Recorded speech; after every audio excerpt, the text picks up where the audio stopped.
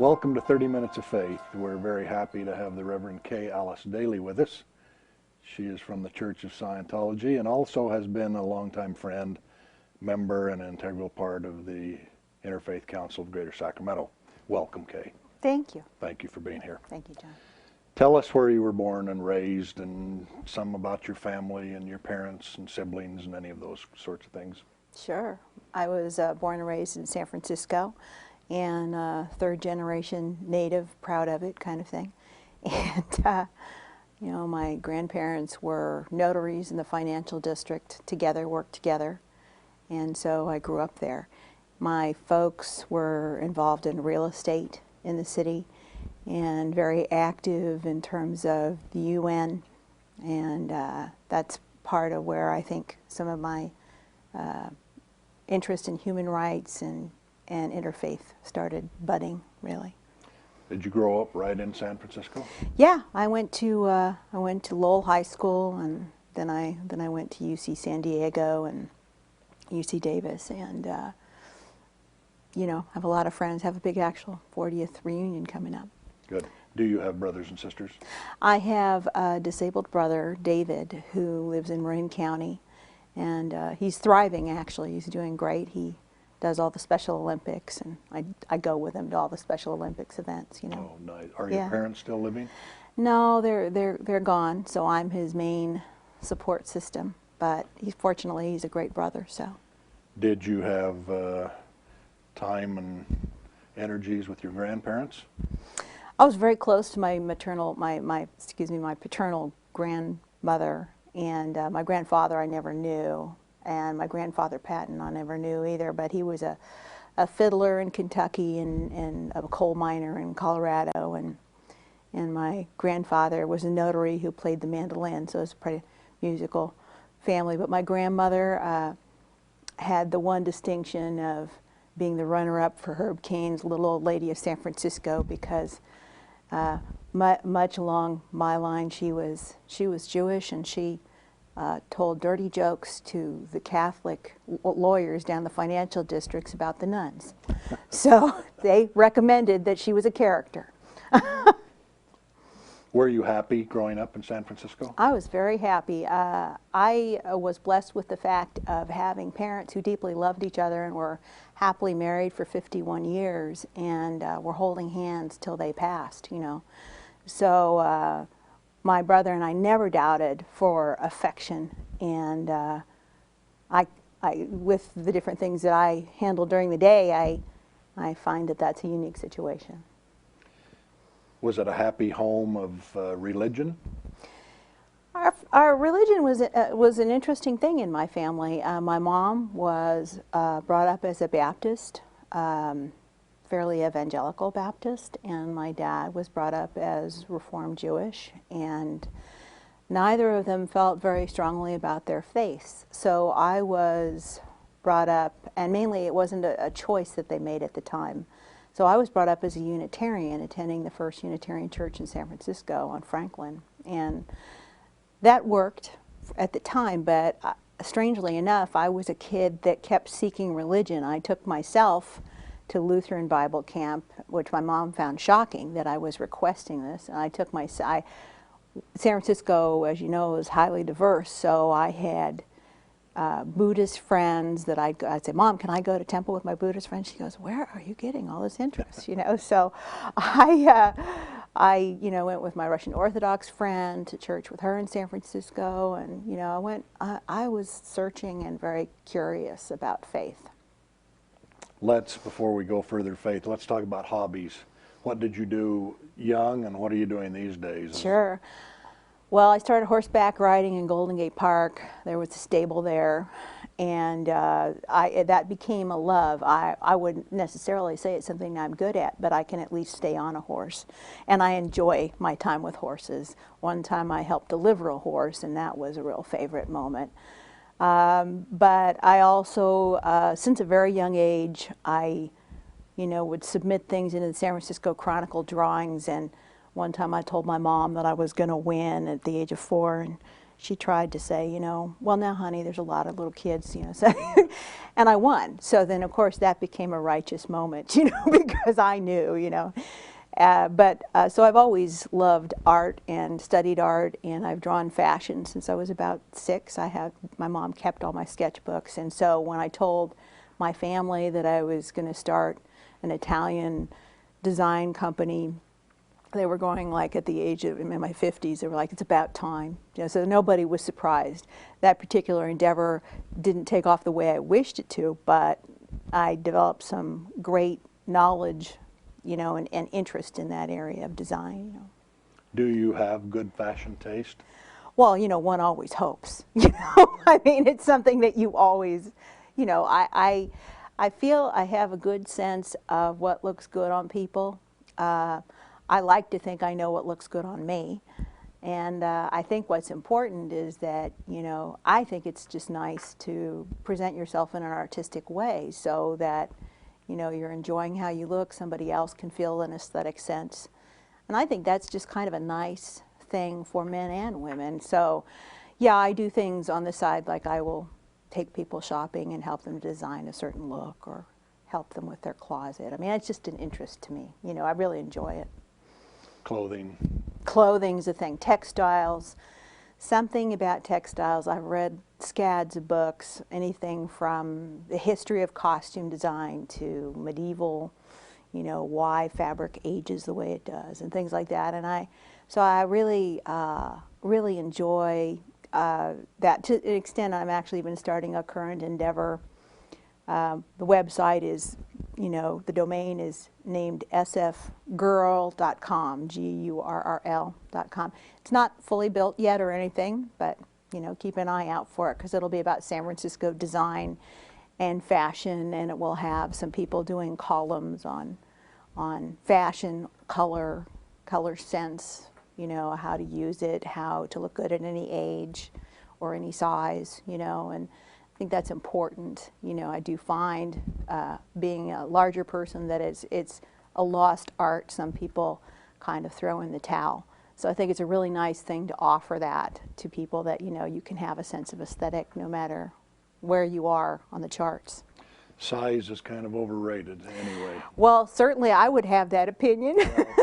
But it is, unless you're this wide. Yeah. And even the fashionistas are kind of going, hey, let's be real, we're starving ourselves here, Going back to horses for a minute, I spent a fair amount of time on a horse until I got out of high school. I didn't know that. And then I went most of 30 years without even being on a horse.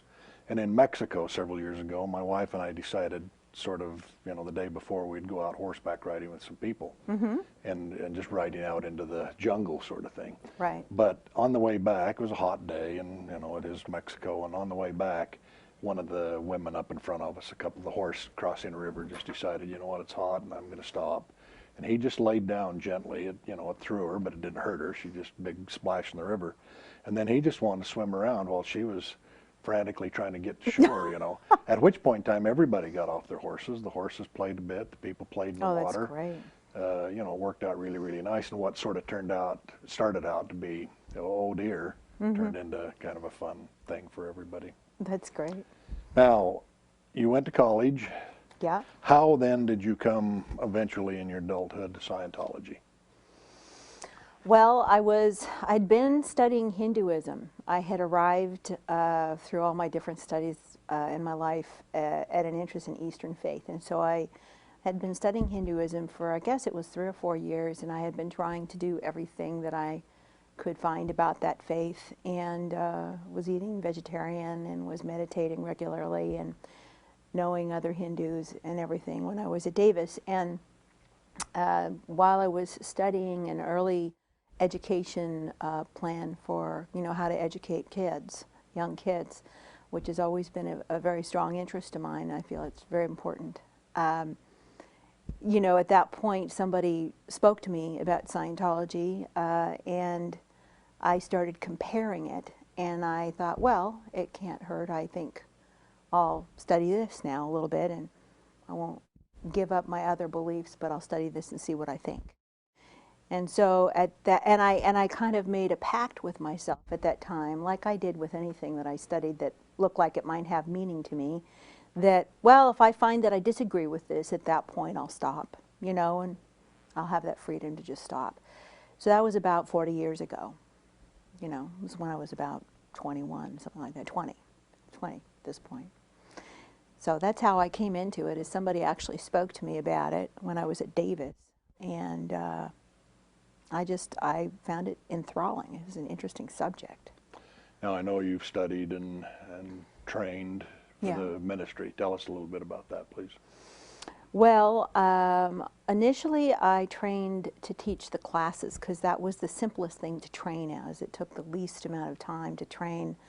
And part of what I wanted to do in my ministry was work in the jail system.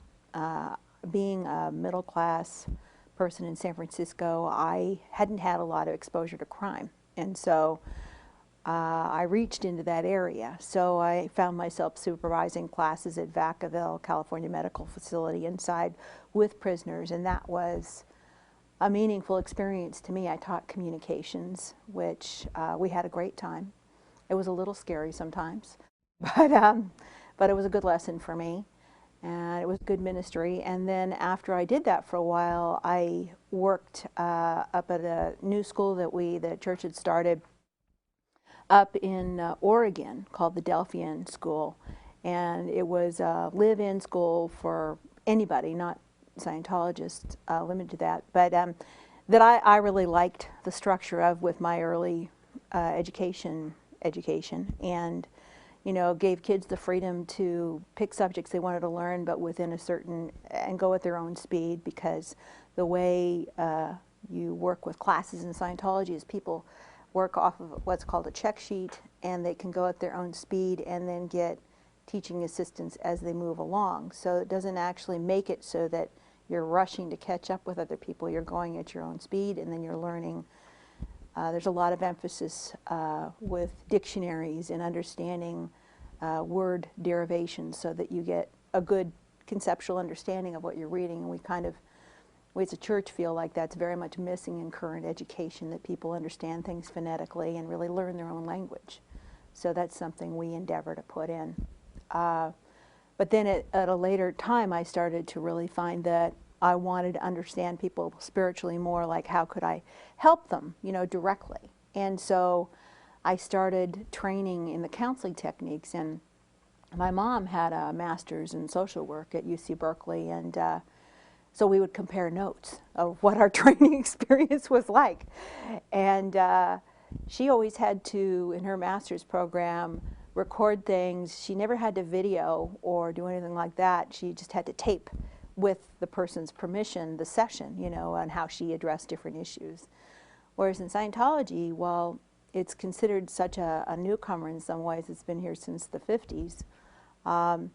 Anytime you're doing a session with somebody and you're training, when you're training, it's understood and you're permitted to do a video. And you are videoed in terms of your own personal demeanor and how the person is responding. And you know, those tapes are kept confidential with the person's counseling records and eventually erased. But you know, it's a very good learning lesson to see how you express yourself and what you could do to alienate somebody. So it was a profound experience. I've been a practicing counselor for about 29 years. And the counselor came at the same time you would become a reverend?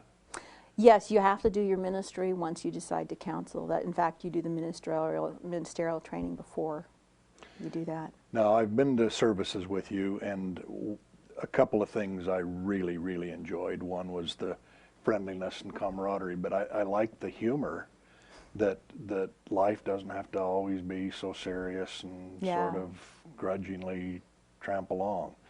Do you carry that over into your ministry and your counseling? Yeah, I do, and I think that's such an interesting thing that you bring up, because it's nice to hear it from somebody having exposure to it in that service and stuff.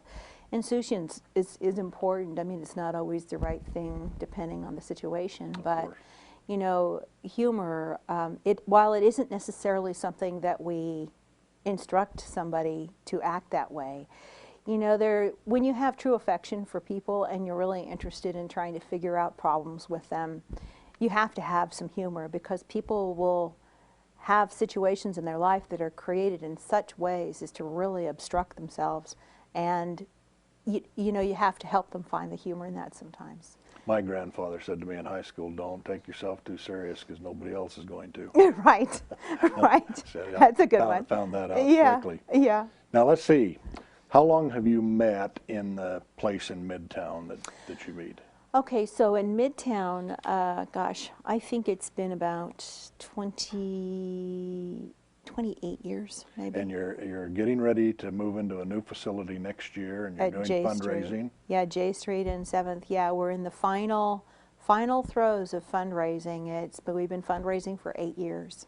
And that's the old Hotel Ramona? The Ramona, and we're restoring it. We're restoring it to all the historical standards. We've been meeting with the Historical Society, but we're also doing something that we feel as a congregation is important in the Capitol, and it's been an extra expense to us, but making it what's called a LEED Gold standard. And so, which means we're building with a lot of recycled materials.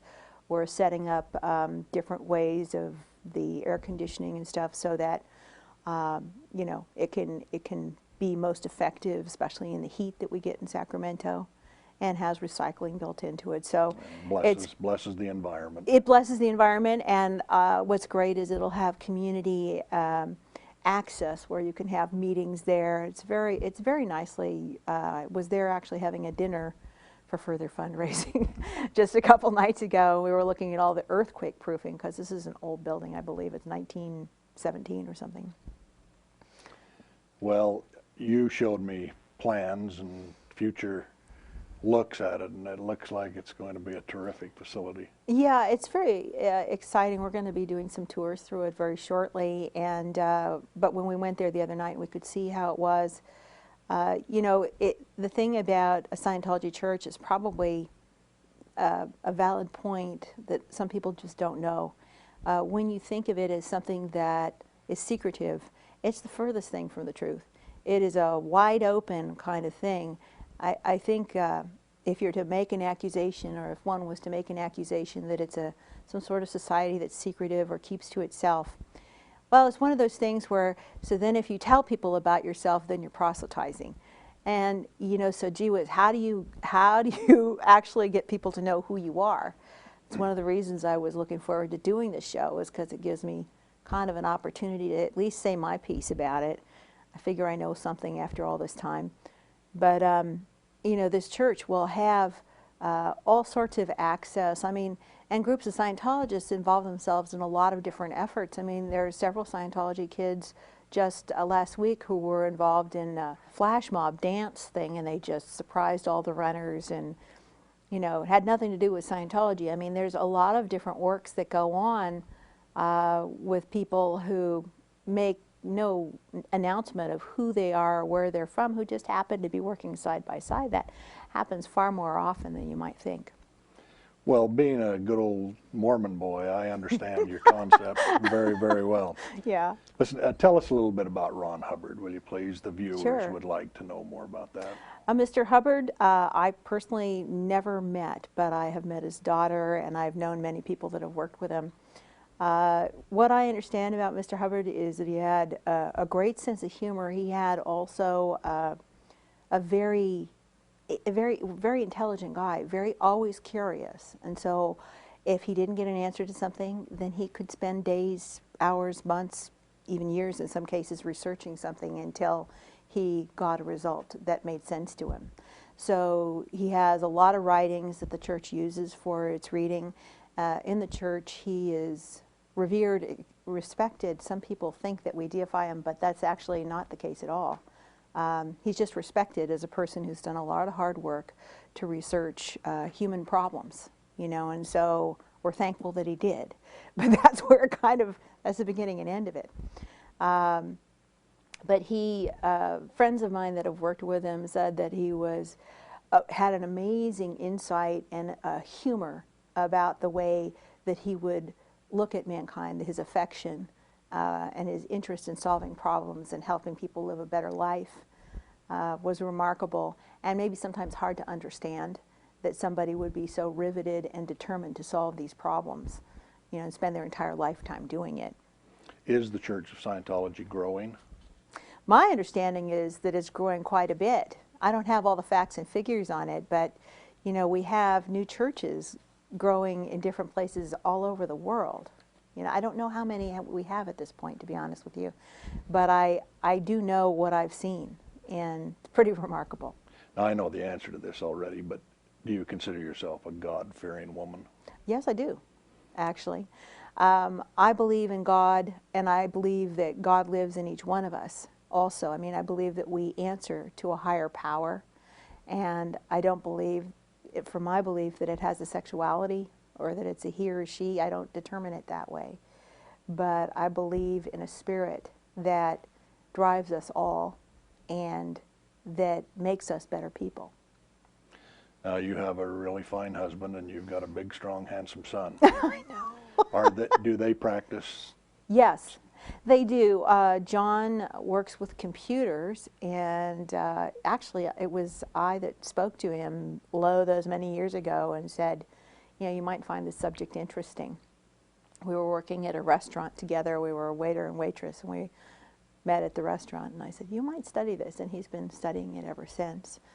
And my son also moved in with us, actually. He's my stepson. And he was concerned when he first moved in with us that, he says, well, you can't convert me to Scientology. And I said, no, you're absolutely right. You can live in this house and respect my faith, and I'll respect yours, whatever it is. And so we did. And a few years later, he said, can I have some of that counseling? And I said, yeah. So he's ended up very involved in the church, and he's very happy about it, and he's happily married and has good understandings with his wife, and they plan to live the rest of their lives together, and they work towards having a good family, and we endeavor to have good communication with all of our family, which is, as you know, challenging sometimes, but we do our best. Family's what it's all about. That's right. It's a serious value. It's a wonderful thing. Yeah. Do you consider Sacramento to be a religious, God-fearing town? Well, not in all ways. Religious, yes. I don't know that I consider it God-fearing. I do consider that it is diverse. I, for a long time, carried the torch for San Francisco. I have to say, I did. I don't know. I just feel so strongly about my old city. And then it kind of dawned on me that I was continuing to live in Sacramento. And I started looking at my reasoning on that. And what I discover is that Sacramento is unique in that there are so many good people from so many different faith-based groups, so many different religions. And all of us have our opinions. And we're all passionate about our opinions. But we respect each other. I don't know, I've seen that in too many places where there's just honest dialogue with no effort to proselytize, but just really have great understanding. And Sacramento's unique that way to me. One of the great old Christian hymns that I like is Just a Closer Walk with Thee. Mm-hmm. How do we get people to walk closer to God? Oh, what a wonderful question. Well, I think, we're planning an event in 2012 that you and I and many others are working on to create more awareness of interfaith up here in Sacramento and statewide.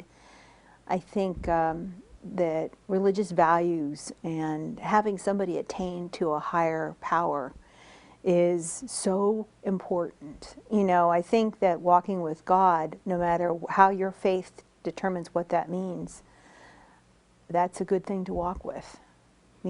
That's very important because, and to answer you fully, the way that you do that, I think having dialogues like we're having today, going to other churches, temples, synagogues, and seeing how they conduct religion. Last Sunday I went and saw evangelical Baptist preach, and was wonderful. Beautiful service. I was completely engaged, and I loved hearing about Christ, and I sang with the best of them, whether they liked it or not. And that may not have been a big selling point for me, but you know, for hearing them hearing me. But growing up with Mahalia Jackson in my living room all the time, because my mom played Mahalia, I was right at home. Interesting, because she was on the old Magnavox in our home. Is that right? She Yeah. could really belt it out. Yes, she could. Do you think it's important that our community and civic leaders be religious people? Well, honestly, here's what I think about that. Would I prefer it? Yes. More important than anything, I would prefer that they have an open heart to all faiths, because whether they're religious or not, I mean, we're in America, and I'm very glad and feel blessed for that, I tell you. But I really hope that they have an open heart and actually endeavor to understand everybody and not rule anybody out, more importantly. We really like that there are all nations, kindreds, tongues, and peoples in our neighborhoods, our schools, and you know, these days it's our grandchildren in school, and they have friends of every size and shape and color of skin, and we really like that. It enriches and enlarges the personality, and you're not just some little guy over in your own corner doing your own thing. It's reality. It is. Yeah. Now, if you could wave a magic wand and make something happen for good in our city and county and state, what would that be? It would be that people actually came together and really tried to understand each other fully and respect each other. I think we get a lot farther than we do with the misunderstandings and lack of effort to understand each other. Why aren't we understanding better? Truthfully, you'll be surprised at my answer. We don't know how to study. It started at a very early age, and we simply never got it since then. So I'm, you know, I have teaching basics in me. So I look at that, you know, it's a matter of really knowing how to understand even the words somebody's saying to you, so that you can actually interact correctly and have a compassionate interaction. Are you a good studier? Yes, sir. If there's one thing I am, I can study. Very good. Thank you. Our time is up. We appreciate you being here. It's fun to visit with you. You too. Pleasure. All right. Take care. Thank you.